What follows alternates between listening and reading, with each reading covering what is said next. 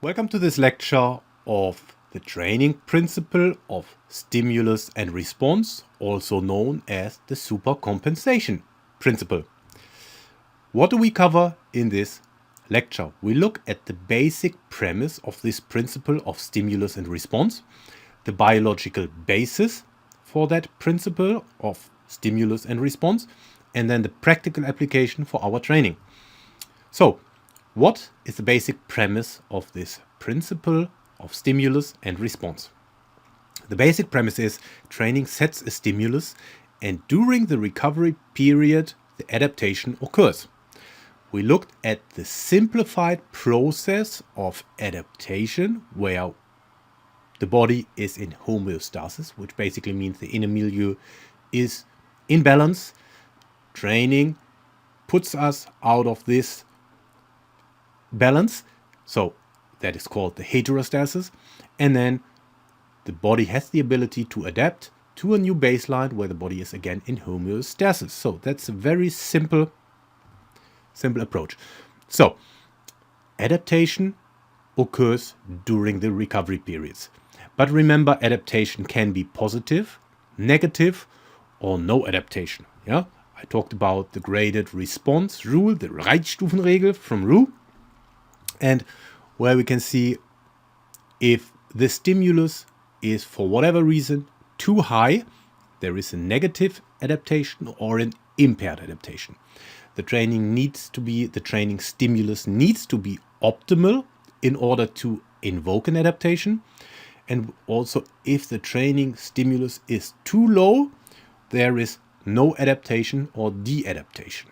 The pointless training zone. I had my rant in earlier lectures. So what's the biological principle behind the principle of stimulus and response?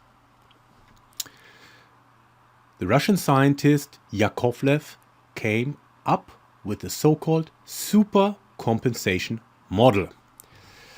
But there are also other comparative models. The supercompensation model has been criticized as it is a one-factor theory, and other people have come up with a different model, the two-factor theory, and so on. So what are comparable models? Well, I've written a blog post on how often should I back squat, and then the basis for that is understanding stimulus and response. And then two other models could be, for example, the general adaptation syndrome from Hans Selye, or the fitness fatigue model, that's also very popular, the two-factor theory from Sazyowski. But essentially, they all say the same thing. What do they say? Well, you set a stimulus, you need to recover from that stimulus, you adapt to that stimulus, and the cycle repeats. The adaptive process simplified. Stimulus, recovery, adaptation. That's why some people call that principle also stimulus, recovery, adaptation. What's the practical adaptation, not practical application of that principle of stimulus and response? I take you through this supercompensation model from Yakovlev. We have performance on the left side, and you see a plus and a minus, so basically positive and negative. And you see there where we start, this is where training happens. That sets the stimulus.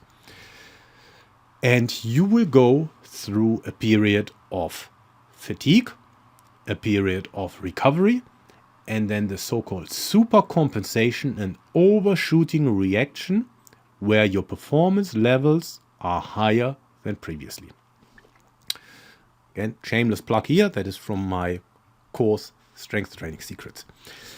What is very important to understand that there's such thing called heterochronicity of adaptations, which basically means different structures need different times to go through that cycle. And also it means that different training stimuli need different times to adapt. And again, that is very, very simplified here. So we can see that, for example, extensive aerobic training goes to a quicker stimulus, recovery, adaptation cycle than intensive anaerobic training or sprint training or intensive strength training. Again, that is very, very simplified.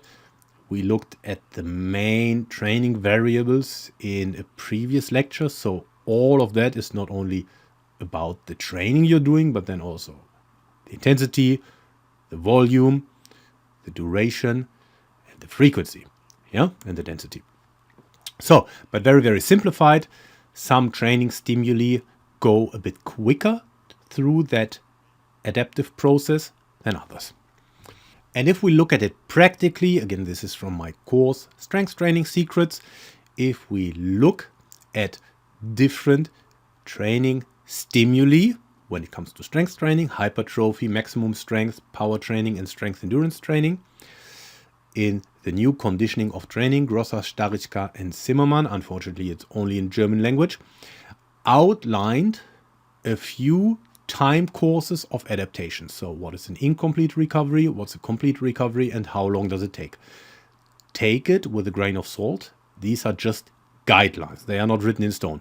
But anyway, you can see that different training stimuli have different time courses of adaptation. Which brings us to the end of this lecture of the principle of stimulus and response. We talked about the basic premise of this principle.